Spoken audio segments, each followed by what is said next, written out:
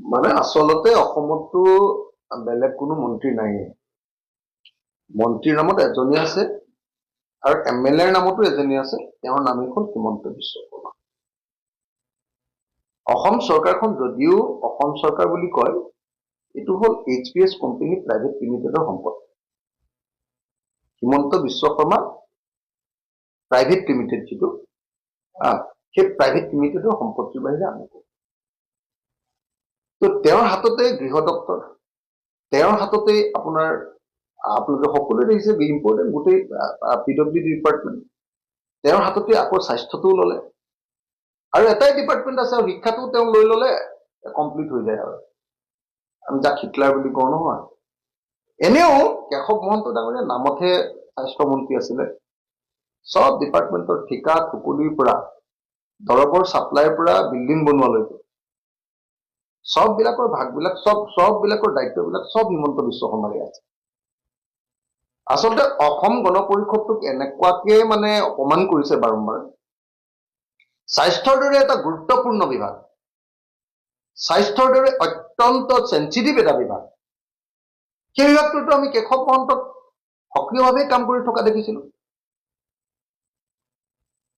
কেশৱ মহন্তৰ লগত আমাৰ শিৱসাগৰৰ কেইবাটাও খণ্ডৰ স্বাস্থ্য খণ্ডৰ কেইবাটাও বিষয়ক লৈ আমাৰ আলোচনা হৈ আছিলে, কেইবাটাও কাম আগবঢ়াই আছিলে।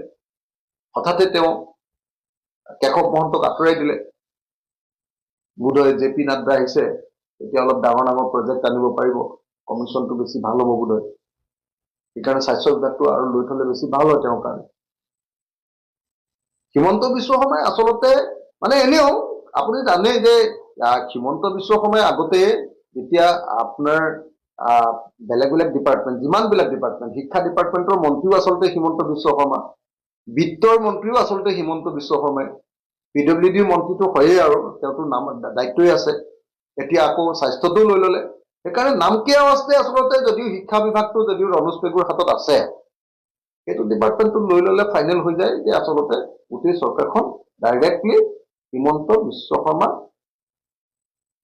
কোম্পানী প্ৰাইভেট লিমিটেডৰ হয়, HPS কোম্পানী প্ৰাইভেট লিমিটেডৰ হয়। এইটো কোম্পানীত আৰু বেলেগ কোনো নাই, চেয়াৰমেন এজনী আৰু CEO একেজনে, তেওঁৱে গোটেই ডিপাৰ্টমেণ্ট চলাব, তেওঁৱে সকলো কাম কৰিব, সব কমিশ্যন তেওঁৱে খাব, সব কাম তেওঁৱে কৰিব, বিল্ডিঙৰ দায়িত্বও তেওঁ, ঔষধৰ দায়িত্বও তেওঁ, সব কামবিলাকৰ দায়িত্বটো তেওঁ, ৰাস্তাৰ দায়িত্ব তেওঁ, সব কাম তেওঁৰে থাকিব। এইটোৱে হ'ল তেওঁৰ ডিপাৰ্টমেণ্টৰ কাম, তেওঁ মুখ্যমন্ত্ৰী হিচাপে এইটোৱে কৰিছে।